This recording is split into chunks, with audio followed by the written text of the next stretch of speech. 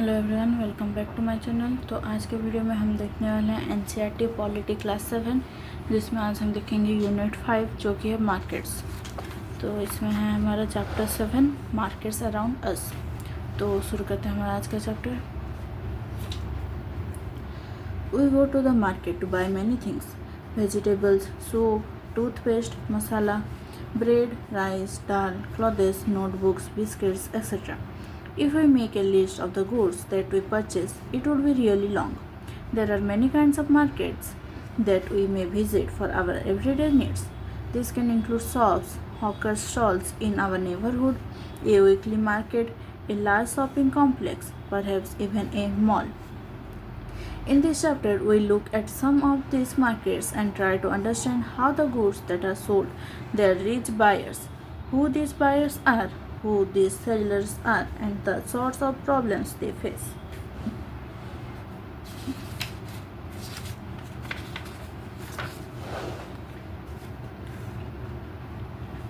Weekly market.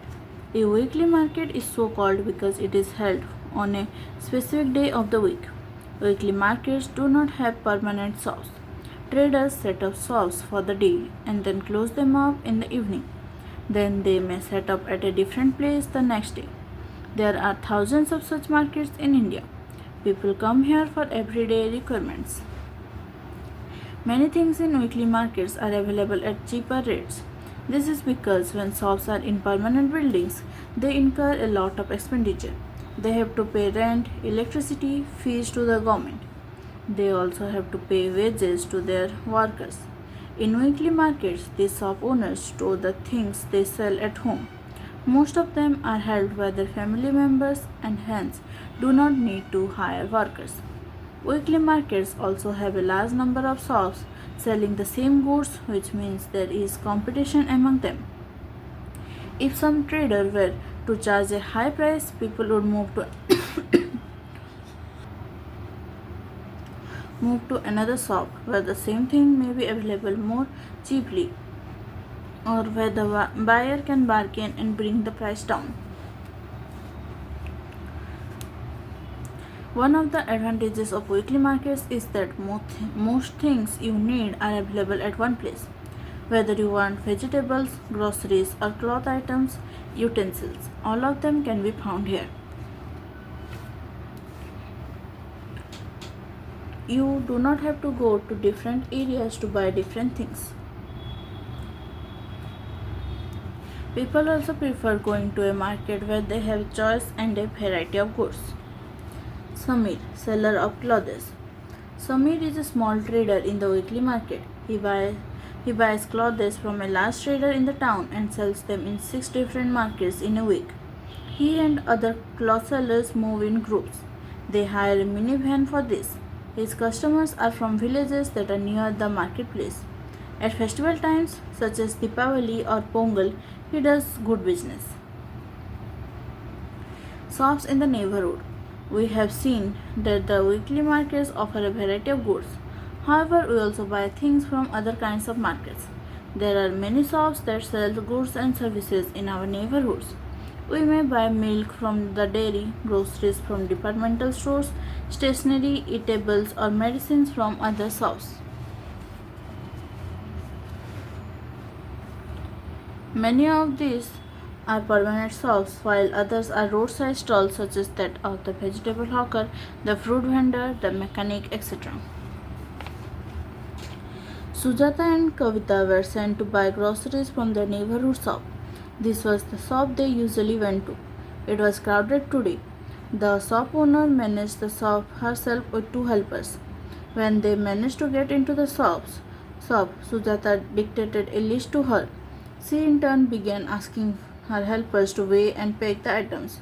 Meanwhile, Kavita looked around. On the top left shelf there were different brands of detergent, cakes. Another shelf had toothpaste, talcum powder, shampoo, hair oil. The different brands and different colors looked so attractive. On the floor lay a few sacks. It took almost 20 minutes to weigh and pack all the groceries. Then Sujata showed her notebook. The woman noted the amount of rupees 3,000 in the notebook and gave it back. She also noted the amount in her big register. Then Sujata took the heavy bags out of the shop. Her family will pay for the purchases in the first week of next month. Shops in the neighborhood are useful in many ways. They are near our home and we can go there on any day of the week. Usually the buyer and seller know each other and these shops also provide goods on credit. This means that you can pay for the purchases later, as we saw in Sujata's case, for example.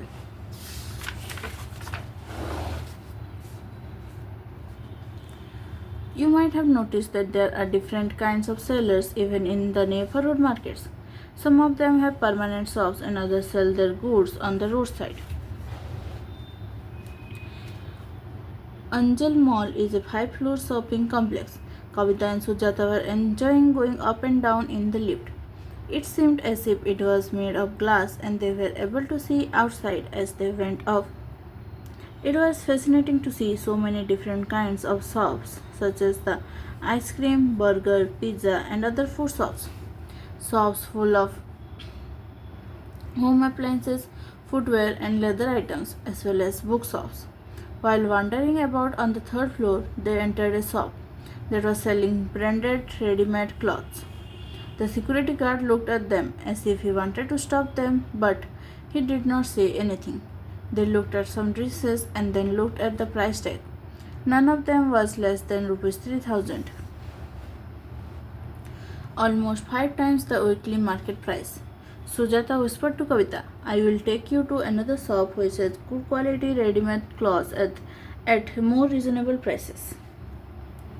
Shopping complexes and malls. So far we have seen 2 kinds of marketplaces, weekly markets and markets in our neighborhood. There are other markets in the urban area that have many shops, popularly called shopping complexes. These days, in many urban areas, you also have large multi-storied air-conditioned buildings with shops on different floors, known as malls. In these urban markets, you get both branded and non-branded goods. As you have read in the chapter on advertising, branded goods are expensive, often promoted by advertising and claims of better quality. The companies producing these products sell them through shops in large urban markets and at times through special showrooms. As compared to non-branded goods, fewer people can afford to buy branded ones. Chain of markets. In the previous sections, you have read about different markets from where we buy goods. From where do you think shop owners procure their goods? Goods are produced in factories, on farms, and in homes. However, we don't buy directly from the factory or from the farm, nor would the producers be interested in selling us small quantities such as 1 kilo of vegetables or 1 plastic mug. The people in between the producer and the final consumer are the traders. The wholesale trader first buys goods in large quantities. For example, the vegetable wholesale trader will not buy a few kilos of vegetables, but will buy in large lots of 25 to 100 kilos. These will then be sold to other traders. In these markets, buying and selling takes place between traders. It is through these links of traders that goods reach faraway places. The trader who finally sells this to the consumer is the retailer. This could be a trader in a weekly market, a hawker in the neighborhood, or a shop in a shopping complex. We can understand this with the help of the following examples. Every city has areas for wholesale markets. This is where goods first reach and are then supplied to other traders. The roadside hawker, whom you read about earlier, would have purchased a large quantity of plastic items from a wholesale trader in the town. He in turn might have bought this from another, even bigger wholesale trader in the city. The city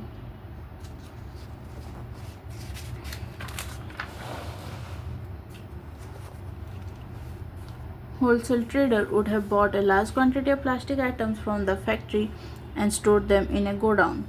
In this way, a chain of markets is set up. When we purchase, we may not be aware of the chain of markets through which these goods travel before they reach us. Aptab, the wholesaler in the city.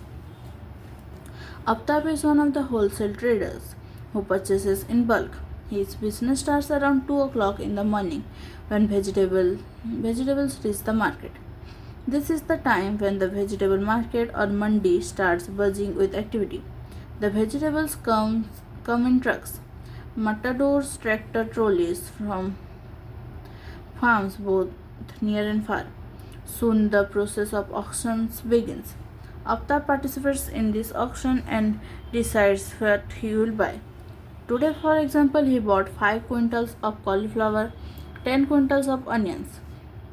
He has a shop in the market where he stores the vegetables that he has brought. From here, he sells to hawkers and shopkeepers who start coming to the market around 6 in the morning. They have to organize their purchases so that they can start their shop for the day around 10 in the morning. Markets everywhere. So far, we have seen different marketplaces where people buy and sell a variety of goods and services. All these markets are in a specific locality and work in a particular manner and time. However, it is not always necessary that one has to go to the market to purchase goods. You can place orders for a variety of things through the phone and these days through the internet, and the goods are delivered at your home. In clinics and nursing homes, you may have noticed sales representatives waiting for doctors. Such persons are also engaged in the selling of goods. Thus, buying and selling takes place in different ways, not necessarily through shops in the market. The markets that we looked at above are the ones that we recognize easily. However, there are markets that we may not be so aware of. This is because a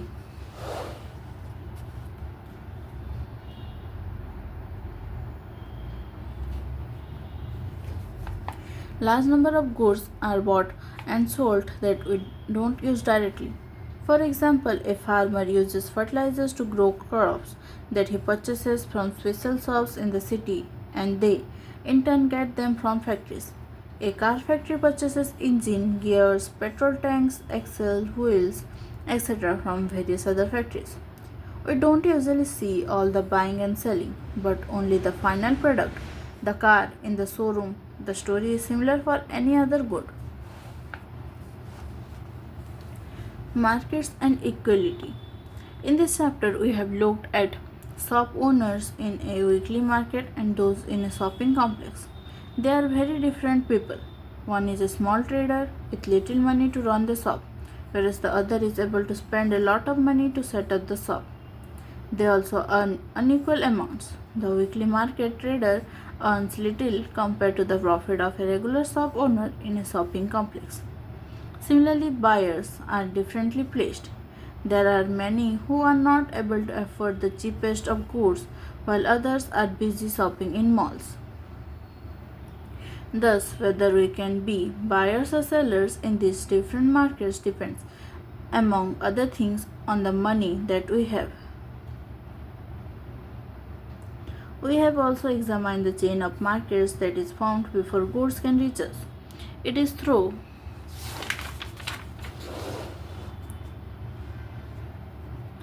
this chain that what is produced in one place reaches people everywhere.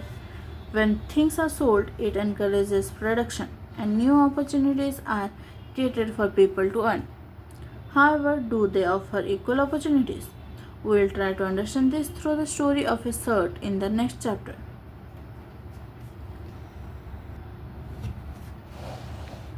तो यह है इस chapter का exercise और इसी के साथ हमारा ये चैप्टर कंप्लीट हो गया है. तो क्योंकि ये छोटा चैप्टर था तो अब हम शुरू करेंगे चैप्टर 8 जो कि है इस सर्ट इन द मार्केट. तो शुरू करते हैं chapter. This chapter tells us the story of A shirt. It begins with the production of cotton and ends with the sale of the shirt. We shall see that a chain of markets link the producer of cotton to the buyer of the shirt in the supermarket. Buying and selling takes place at every step in the chain. Does everyone benefit equally from this? Or do some people benefit more than others? We shall find out.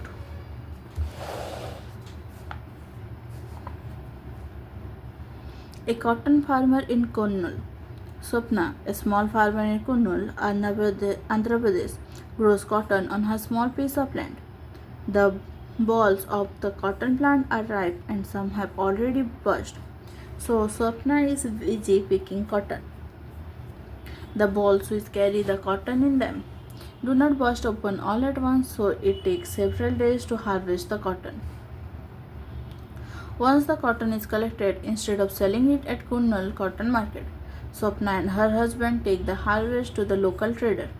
At the beginning of the cropping season, Swapna had borrowed Rs 2,500 from the trader at a very high interest rate to buy seeds, fertilizers, pesticides for cultivation. At that time, the local trader made Swapna agree to another condition. He made her promise to sell all her cotton to him.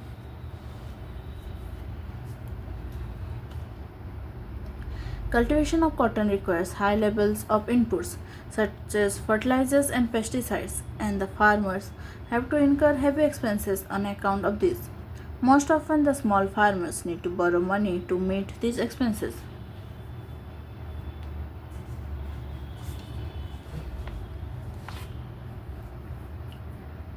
At the trader's yard, two of his men weigh the bags of cotton. At a price of Rs 1,500 per quintal, the cotton fetches Rs 6,000. The trader deducts Rs 3,000 for repayment of loan and interest and pays Swapna Rs 3,000. Swapna, Rs 3,000 only. Trader, cotton is selling cheap. There is a lot of cotton in the market. Swapna, I have toiled so hard for 4 months to grow this cotton. You can see how fine and clean the cotton is this time. I had hoped to get a much better price.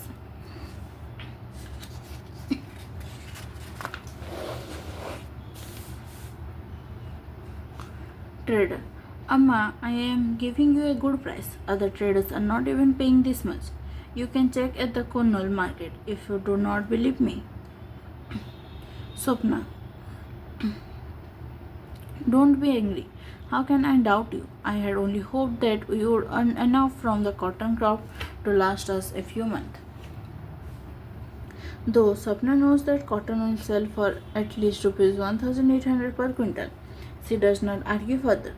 The trader is a powerful man in the village and the farmers have to depend on him for loans, not only for cultivation but also to meet other exigencies such as illness, children's school fees. Also, there are times in the year when there is no work and no income for the farmers, so borrowing money is the only means of survival. Swapna's earning from cotton cultivation is barely more than what she might have earned as a wage laborer. The cloth market of Erode. Erode's bi-weekly cloth market in Tamil Nadu is one of the largest cloth markets in the world. A large variety of cloth is sold in this market. Cloth that is made by weavers in the villages around is also brought here for sale. Around the market are offices or of cloth merchants who buy this cloth. Other traders from many South Indian towns also come and purchase cloth in this market. On market days, you would also find weavers bringing cloth that has been made on order from the merchant. These merchants supply cloth on order to garment manufacturers and exporters around the country. They purchase the yarn and give instructions to the weavers about the kind of cloth that is to be made. In the following example, we can see how this is done.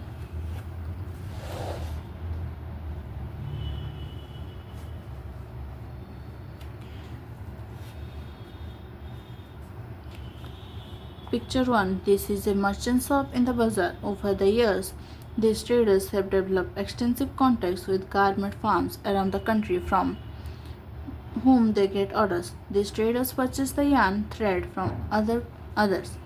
Second, the weavers live in villages around and take the yarn supplied by these traders to their homes, where the looms are located in sets adjacent to their houses.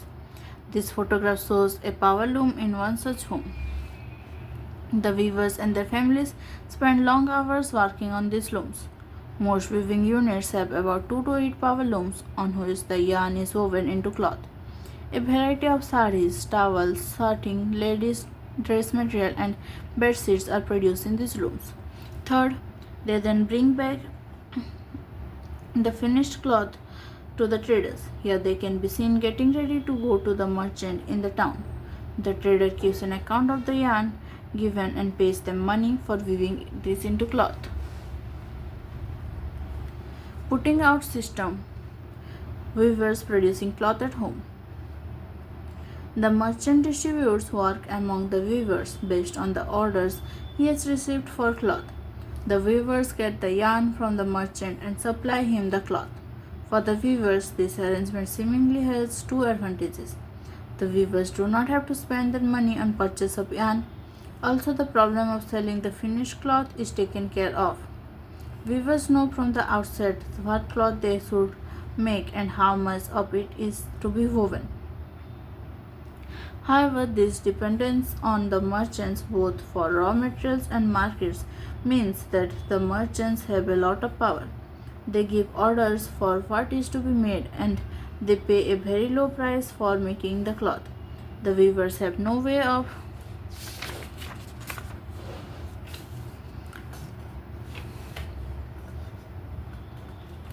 knowing who they are making the cloth for or at what price it will be sold. In the cloth market, the merchants sell the cloth to the garment factories. In this way, the market works more in favor of the merchants. Weavers invest all their savings or borrow money at high interest rate to buy looms. Each loom costs rupees 20,000. So a small weaver with 2 looms has to invest rupees 40,000. The work on these looms cannot be done alone. The weaver and another adult member of his family work up to 12 hours a day to produce cloth. For all this work, they earn about rupees 3,500 per month. The arrangement between the merchant and the weavers is an example of putting out system, where the merchant supplies the raw material and receives the finished product. It is prevalent in the weaving industry in most regions of India. Weavers Cooperative. We have seen that the weavers are paid very little by the merchant under the putting out system. Weavers cooperatives are one way to reduce the dependence on the merchant and to earn a higher income for the weavers. In a cooperative, people with common interests come together and work for their mutual benefit. In a weavers cooperative, the weavers form a group and take up certain activities collectively. They procure yarn from the yarn dealer and distribute it among the weavers. The cooperative also does the marketing. So, the role of the merchant is reduced and weavers get a fair price on the cloth. At times, the government helps the cooperatives by buying cloth from them at a reasonable price. For instance, the Tamil Nadu government runs a free school uniform program in the state. The government procures the cloth for this program from the powerloom weavers cooperatives. Similarly, the government buys cloth from the handloom weavers cooperatives and sells it through stores known as co-optics. You might have come across one of these stores in your town.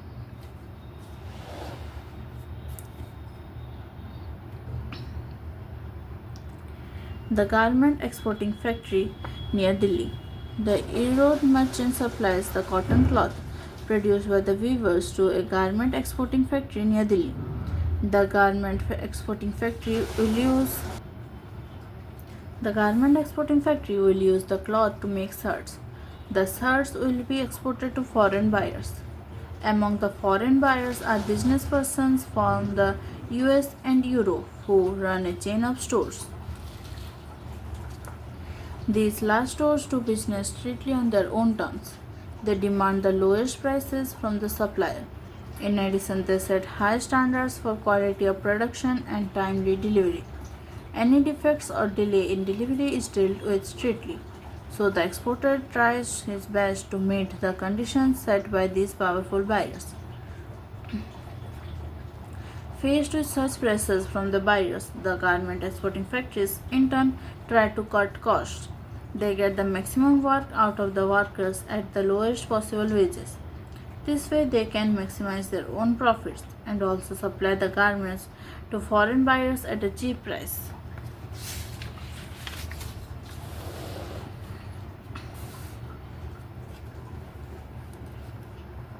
The Impex garment factory has 70 workers.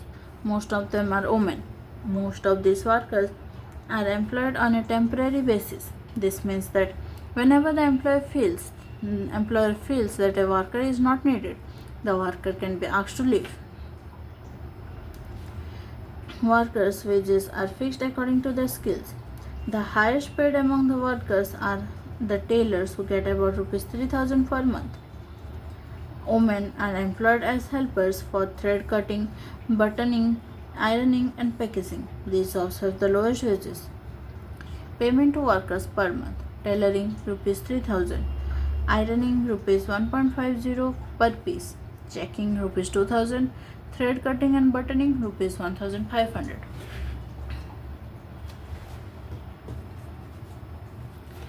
The SART in the United States. A number of SARTs are on display at a large cloth shop in the United States and are priced at $26. That is, each SART sells for $26 or around Rs 1,800. Use the diagram below shown in the margin to fill in the blanks. The business person purchased the SARTs from the garment exporter in Delhi for Rs Dex per SART. He then spent Rs Dex for advertising in media and another Rs Dex per SART on storage, display and all other charges. Thus the cost to this person is Rs 900, while he sells the SART for Rs 1,800. Rs Dex is his profit on one SART. If he is able to sell a large number of SARTs, his profit will be higher. तो इसका अगर हम fill in the blanks करेंगे तो हमारे first test में आएगा Rs 25 का है, जो कि है Rs 300.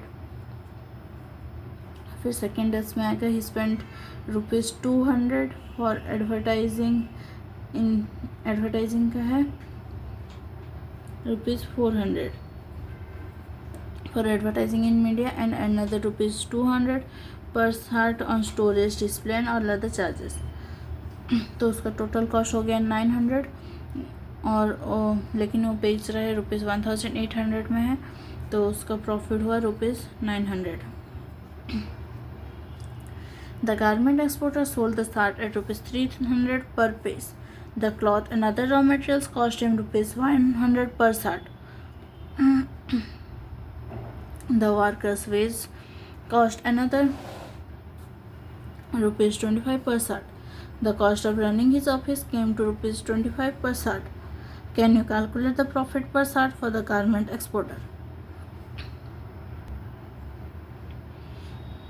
Who are the gainers in the market? A chain of markets links the producer of cotton to the buyer at the supermarket. Buying and selling takes place at every step in the chain. Let us recall who were the people who were involved in this process of buying and selling. Did they all gain as much? There were people who made profits in the market and there were some who did not gain as much from this buying and selling. Despite their having toiled very hard, they earned little. Can you place them in the table shown here? Market and equality. The foreign business person made huge profits in the market. Compared to this, the garment exporter made only moderate profits. On the other hand, the earnings of the workers at the garment export factory are barely enough to cover their day-to-day needs. Similarly, we saw the small cotton farmer and the weaver at Erode put in long hours of hard work, but they did not get a fair price in the market for what they produced. The merchants or traders are somewhere in between. Compared to the weavers, they have earned more, but it is still much less than the exporter. Thus, not everyone gains equally in the market. Democracy is also about getting a fair wage in the market. Whether it is Kanta or Swapna, if families don't earn enough, how would they think of themselves as equal to others? On one hand, the market offers people opportunities for work and to be able to sell things that they grow or produce. It could be the farmer selling cotton or the weaver producing cloth. On the other hand, it is usually the rich and the powerful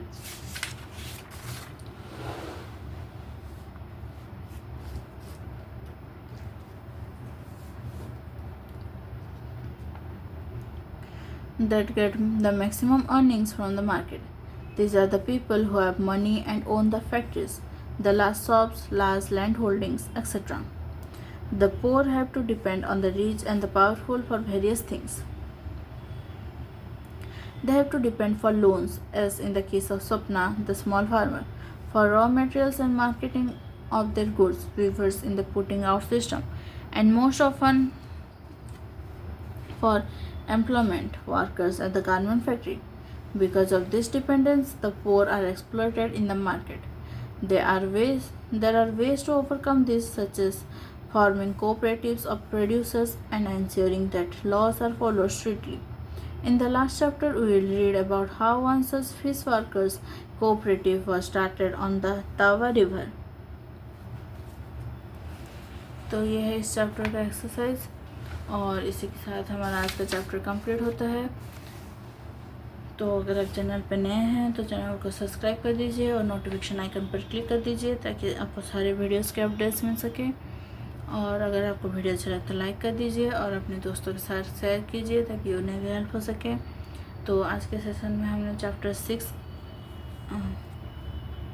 7 और 8 देखा है। तो हमारा आज का video यहीं तक था। Thanks for watching.